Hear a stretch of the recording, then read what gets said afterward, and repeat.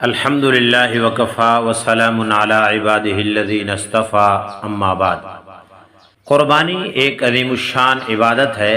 حضرت آدم علیہ السلام کے زمانے سے شروع ہوئی اور امت محمدیہ صلی اللہ علیہ وآلہ وسلم تک مشروع چلی آ رہی ہے۔ ہر مذہب و ملت کا اس پر عمل رہا ہے۔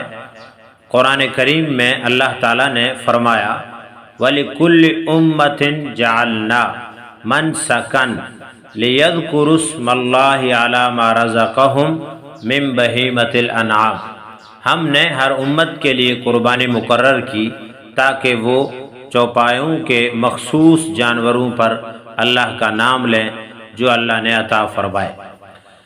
قربانی کا عمل اگرچہ ہر امت میں جاری رہا ہے، لیکن حضرت ابراہیم علی نبینا وعلیہ الصلاۃ والسلام کے زمانے میں خصوصی اہمیت کا حامل ہو گیا۔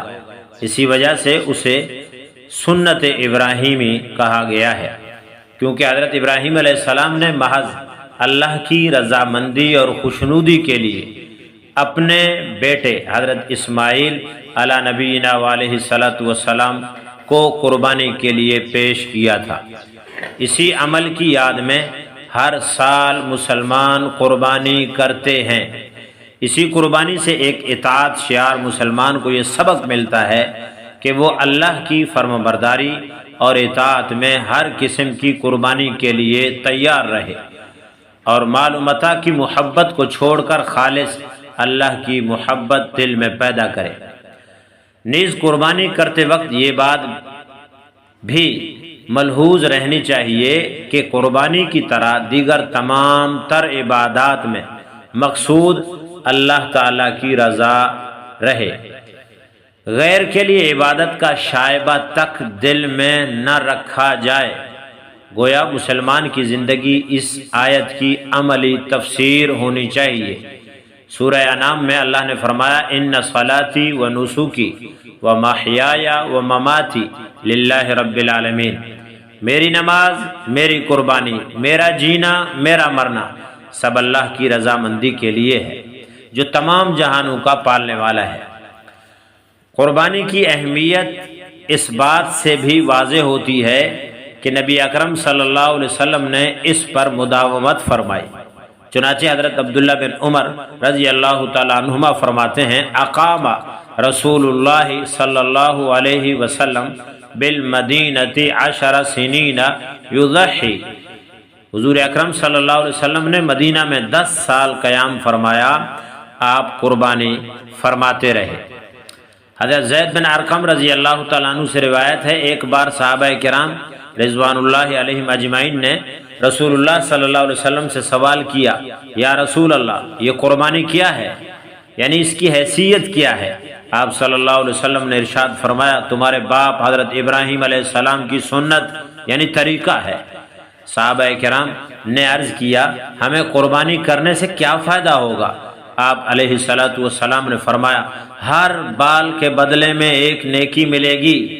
صحابہ کرام نے عرض کیا یا رسول اللہ اون کے بدلے میں کیا ملے گا؟ فرمایا اون کے ہر بال کے بدلے میں بھی نیکی ملے گی۔ حضرت امی جان عائشہ الصدیقہ رضی اللہ تعالی عنہا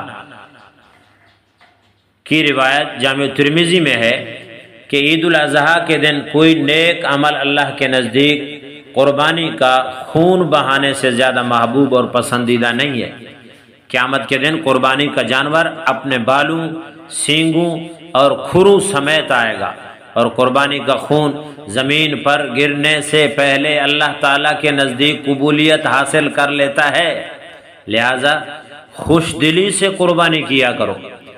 حضرت ابن عباس رضی اللہ تعالیٰ عنہ کی روایت میں ہے کہ رسول اللہ صلی اللہ علیہ وسلم نے ارشاد فرمایا کسی کام میں مال خرچ کیا جائے تو وہ عید الاضحیٰ کے دن قربانی میں خرچ کیے جانے والے مال سے زیادہ فضیلت نہیں رکھتا، لہذا قربانی اللہ کی رضا کے لیے خوش دلی کے ساتھ خالصتاً اللہ کی محبت میں اچھے جانور کا انتخاب کر کے تلاش کر کے اور بوجھ سمجھ کے نہیں بلکہ خوش ہو کر کرنی چاہیے تاکہ ہر بال کے بدلے میں نیکی ملے، اللہ تعالیٰ راضی ہو جائے۔ لن ینال اللہ لحومها ولا دماؤها ولکن ینالہ التقوی، اللہ تعالیٰ کے ہاں تمہارا گوشت نہیں پہنچتا، نہ ہی خون پہنچتا ہے، بلکہ تمہارے دل کا خلوص پہنچتا ہے۔ تمہارے دل کے اندر جو اللہ کی رضا اور اللہ کی خوشنودی، اللہ کو خوش کرنے کے لیے جو آپ کا جذبہ ہوگا، وہی اللہ کے ہاں پہنچتا ہے اور وہی قابل قدر ہے، اور اسی پر ہی آپ کے قربانی کے قبولیت کا مدار ہے۔ لہذا قربانی خوش دلی کے ساتھ کرنی چاہیے۔ اللہ تعالی ہم سب کو قربانی کرنے کی توفیق عطا فرمائے، اور جو کر رہے ہیں اللہ ان کی قربانی قبول فرمائے۔ اللہ رب العزت ہم سب کو دین حنیف، ملت ابراہیم، حضور اکرم صلی اللہ علیہ وسلم کی پیروی کی سچے دل سے توفیق عطا فرمائے۔ وآخر دعوانا ان الحمد للہ رب العالمین۔